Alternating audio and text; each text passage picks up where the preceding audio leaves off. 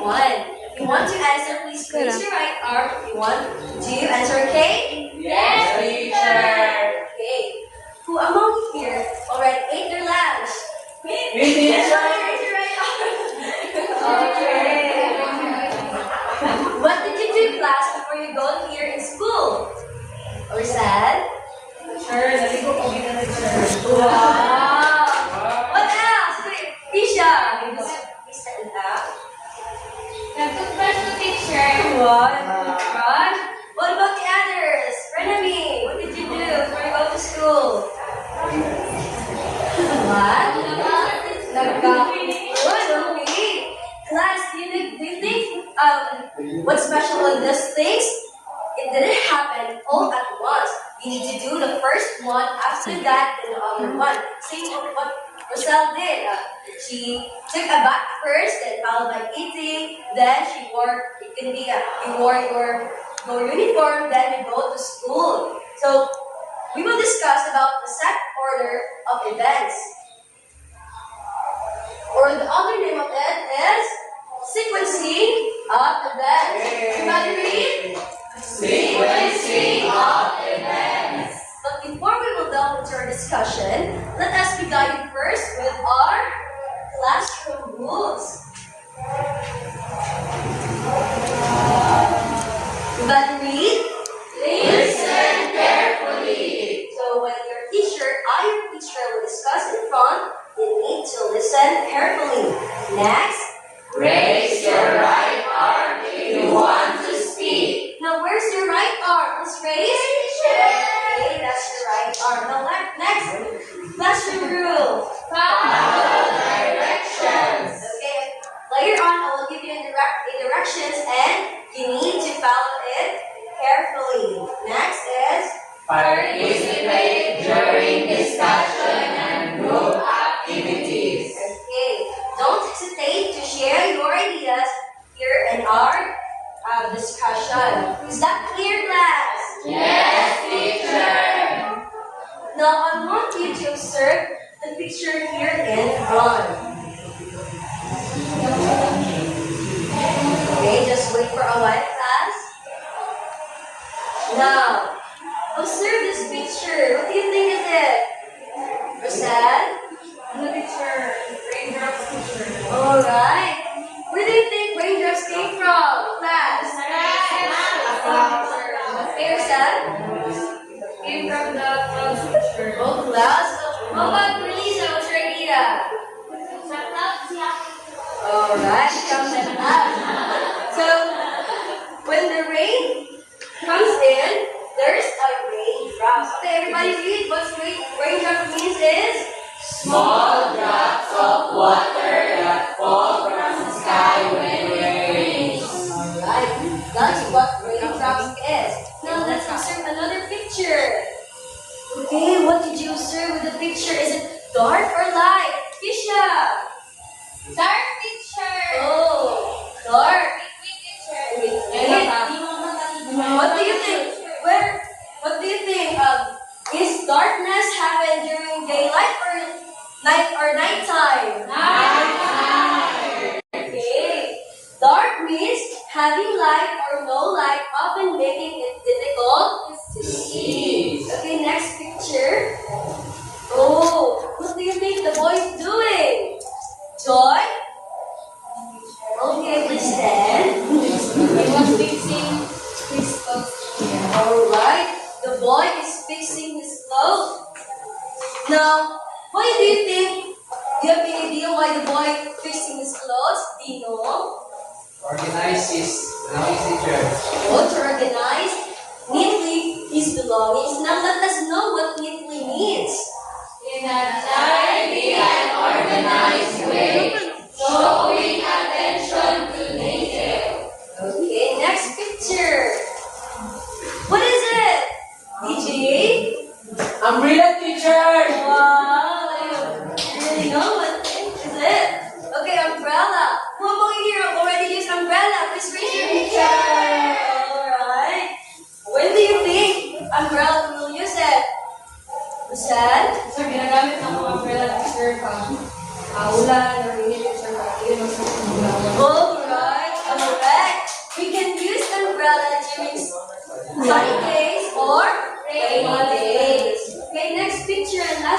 picture. Who did you see with the clouds? Robin, how did you see with the clouds? Based on the picture that I saw, teacher, is composed of many clouds, teacher. Did you reveal with the picture? See, there's a bunch of clouds. When you saw a bunch of clouds, it's called cloudy or cloudy day. Having a lot of clouds in the sky often indicating rain or bad weather.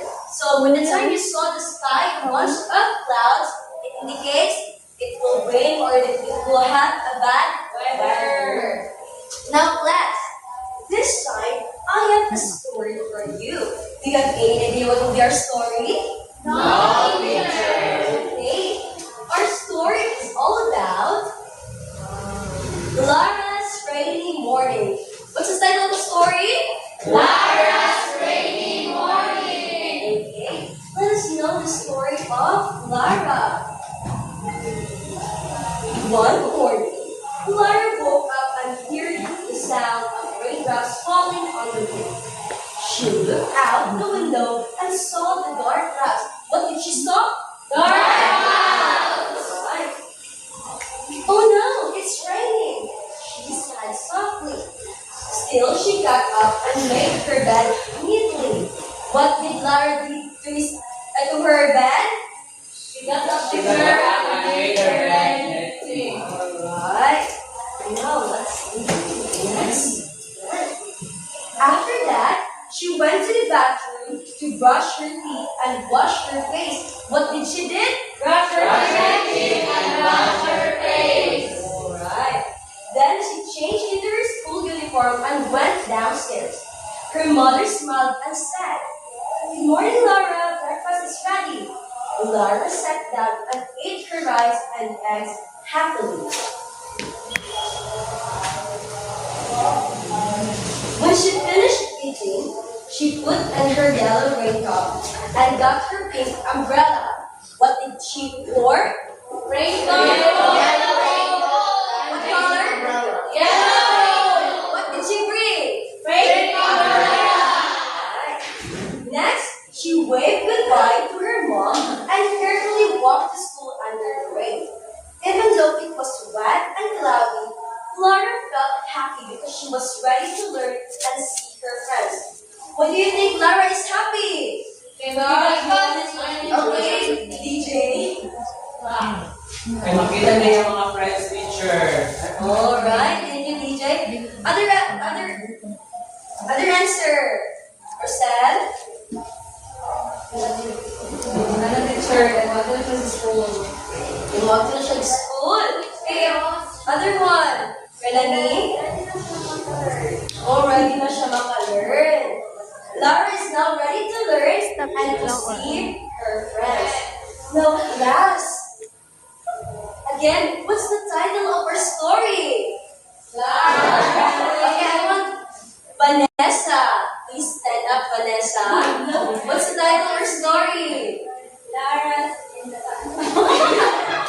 Again. Lara's raining. Lara's raining. A rainy morning. Okay, let's give her a big clap. Class, who are the characters in the story? Rachel? Lara, mother niya teacher, and yung friends teacher. Alright, thank you. Let's give her 3 claps. Class, where do you think the story happened? Joy? Where do you think the story happened? Sa iyong boy teacher. Alright, thank you. In the house of Lara, let's give her 3 claps. Okay, do you think Lara made the right decision to go to school even though it's raining? Yes or no? Yes. Why? Okay, Lisa, Yes, teacher. listen up. Yes, teacher. Kay kung ano teacher, makita niya yung friends at underneath sila. Good. Let's give her 3 claps. Class, it's really important to attend to school to learn something new, alright? Yes, Is that clear? Yes, teacher. Okay, very good class. So now, let's dig deeper what is sequence of events.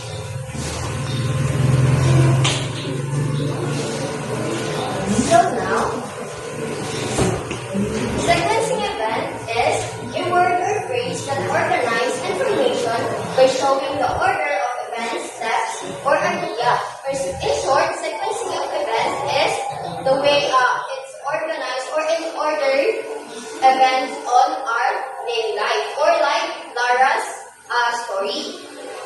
So, for example, it includes first, next, then, and lastly, which is, these are the sequencer.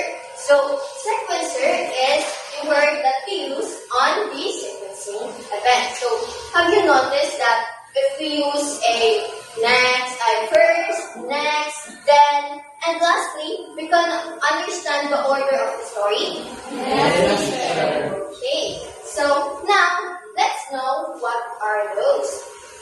So the first is the first word, which is, it tells the first thing happened on the story. For example, on Lara's story, what first thing happened on the story? Yes, very good. Now, mata siya. So, the first thing happened on Lara's story is, she wake up and heard the rain. And the next special word is the next word, which is, it tells us what happened next after the first thing, after the verse. So it's step after the start. So for example, what is the next thing happened, or what did, oh yes, very good, toothbrush. Another one, naligo, wash your face, nagilakon, okay, very good. So those are right. So next is the then word. So then word, it is on the middle of the story, which is it's after the next. So in the then word, so have you on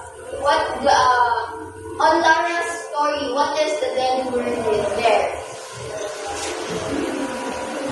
What is the then word? Yes,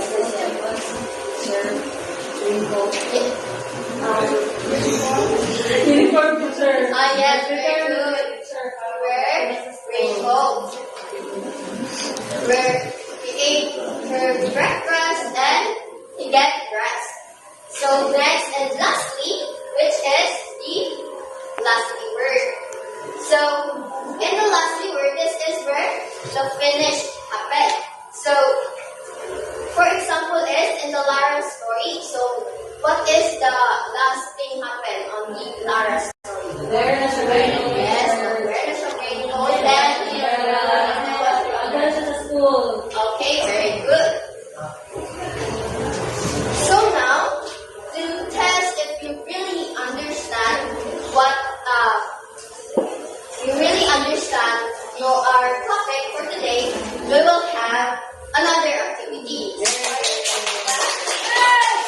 so now, here are the mechanics of our activity. So I will group you into 4 groups. So this will be the first group, second group, third group, and the fourth group. So the group will arrange the picture that I will give to you, which is you're going to arrange, which is which of the picture is the first, second, third, and fourth. And after that, we're going to paste the picture on the board, and the first who done the activity first will have an extra point. Is that clear, class? Yes, teacher. Okay, so first group, second group.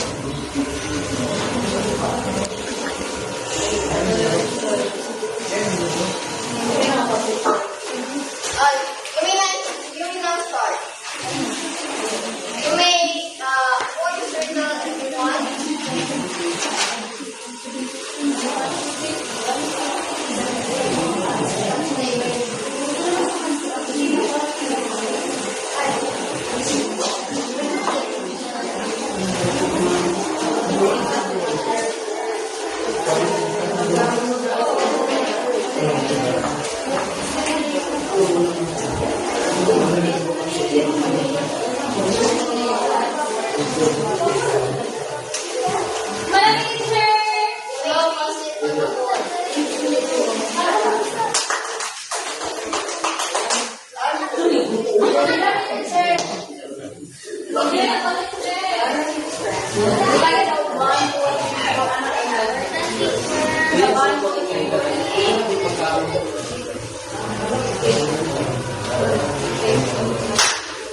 Ang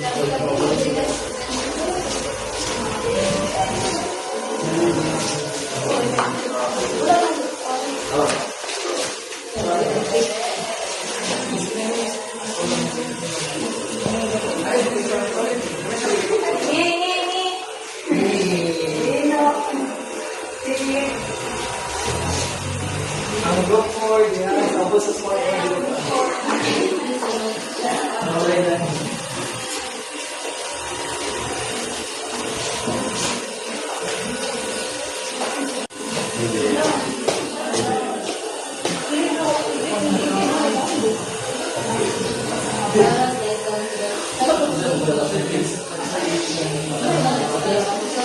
Quiet well.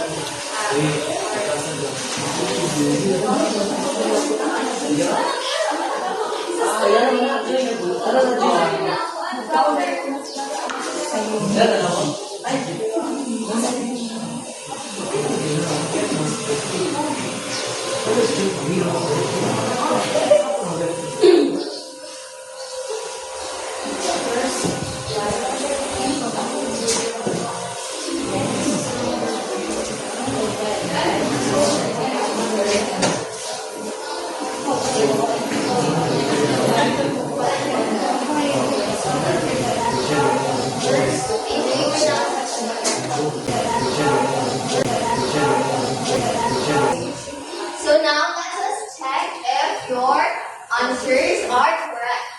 So first, group 1. So Lara, the girl woke up early in the morning. Is this right? Yes! The first thing we do on the when we go to school is we woke up early in the morning, and next is brush her teeth, and the girl ate her breakfast, and the girl walked to the school on holding umbrella. So it's correct. And also group 1 is the first, right? Yes, sir. Okay.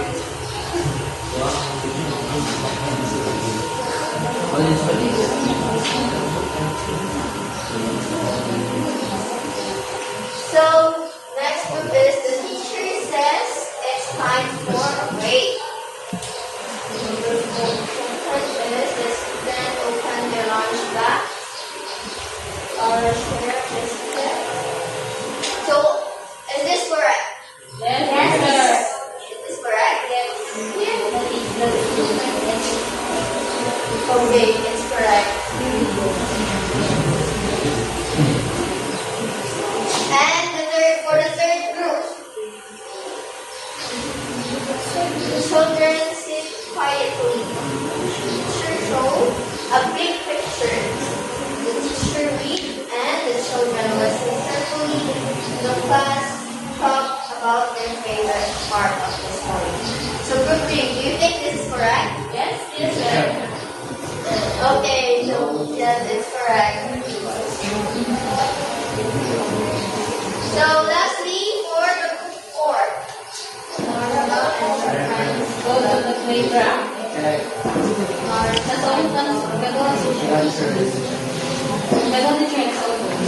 Yes. Go to the playground. Okay.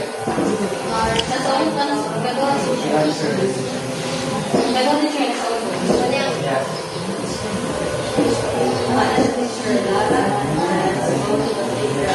Okay, it's correct. Okay. So, very good class. You understand our discussion. So, you really did your best. So, let's put the scores on the activity. This is 25.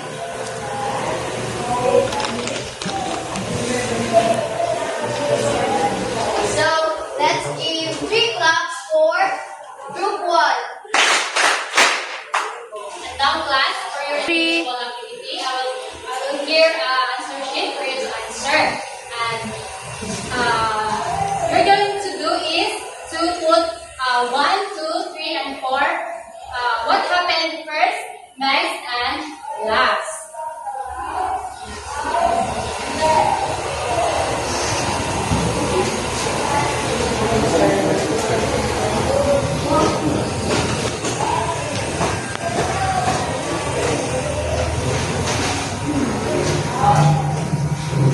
Are you done, class? Yes, teacher. Now, class, what is the sequence of the events? Then, what is the sequence of the events? About night po ni Inara, teacher. Those in our discussion. So based on the sequence of the teacher, we have 4 words which are the first, which happens in the first part of the story, second, next, then, and then last teacher. Very good. Let's give 5 class for Ruben. What are those transitional words that we use in order for us to know what happened first? In order for us to know the sequence of the events. Okay, Risa? First, next, then, and last. Okay, very good. Give 5 claps for Risa. Now, class, why is it important to do things in the right order?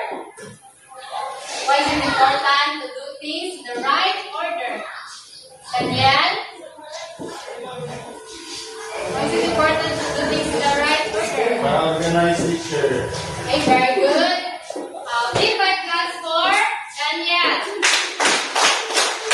How do you feel when you patiently finish every step? DJ? I feel happy, teacher. Yeah. Okay, you feel happy. Another. Satisfied teacher. Okay, satisfied. Give them 5 claps. Can you share something you do at your home that needs to follow the steps? You know. Can you share something at your home that you must need to follow the steps? First teacher is I woke up. Next is step 2 is take a bath. Next is Okay. eat breakfast, and last is go to school. Okay, give 5 claps for Dino. That's the answer. Teacher Joy. O teacher, magbuto teacher. Una kayo prepare ang matong mga gamit. Yes. Yes, ang ingredients kay sauce. Tapos, unahan tayo ng paglunod ang ikaw.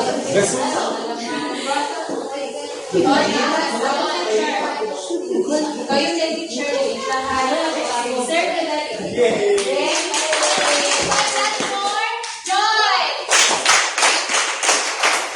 now, class, we will have another activity. Okay, with the same group, you will be given a task. You need to write the words first, next, then, and last in every event to show the proper sequence. You will be given 2 minutes to finish the activity. Choose one representative to present your answer. The most behaved group will receive additional 5 points. And here's your activity. 3, 4, 2, and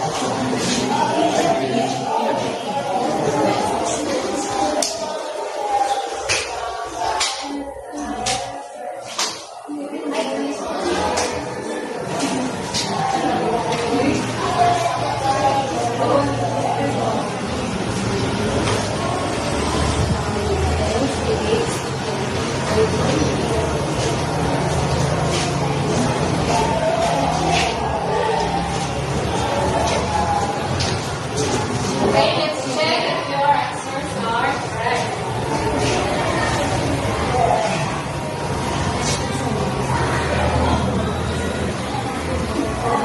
Okay, for group 1, the child brothers. Is it correct, class? Yes.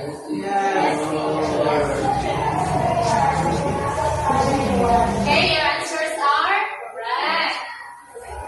And the first group, the most behaved group, I think,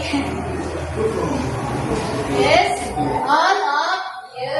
And we will give you additional 5 points. Oh, yay! Teacher. For the group 2,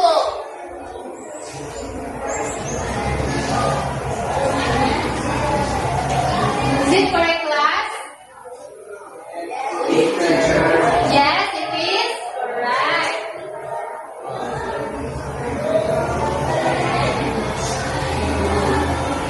For the group 3,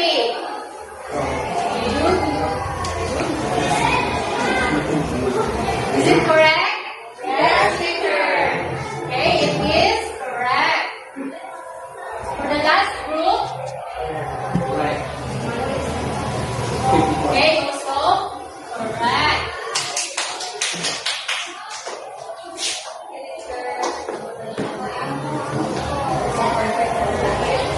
Okay, let's stop that